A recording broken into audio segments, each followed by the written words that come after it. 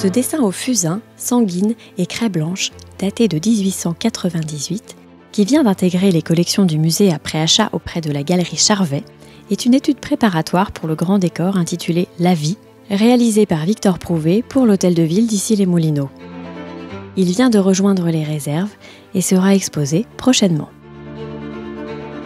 Victor Prouvé reçoit cette commande directe grâce aux bons résultats obtenus au concours pour la décoration de la salle à manger de l'Hôtel de Ville de Paris, soutenu par Ralph Brown, inspecteur des Beaux-Arts de la Ville de Paris, personnalité à laquelle est dédicacé ce dessin. La vie représente les grandes étapes du bonheur familial sur une imposante frise en triptyque.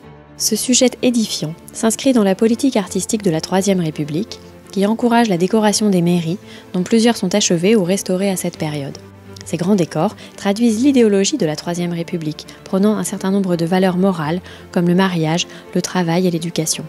Prouvé y apporte sa vision personnelle d'une société régénérée au contact de la nature, tout en prenant soin de l'adapter au contexte local d'une ville en pleine expansion industrielle. Les nombreuses études pour la vie vont du simple croquis au grand pastel préparatoire et témoignent du processus créatif de l'artiste.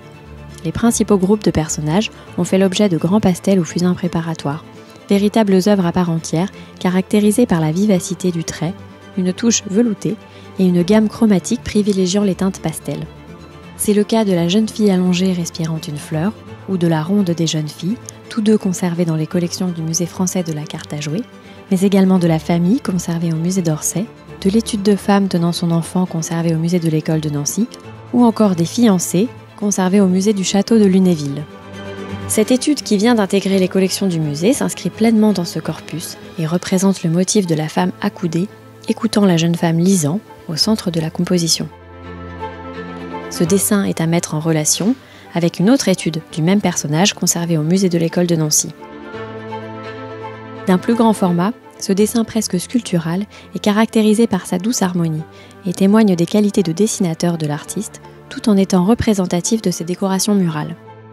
L'entrée dans les collections de ce dessin, signé et dédicacé à l'inspecteur des Beaux-Arts, permet de compléter le corpus de l'artiste dans les collections, tout en documentant le travail préparatoire à ce grand décor majeur du patrimoine icéen.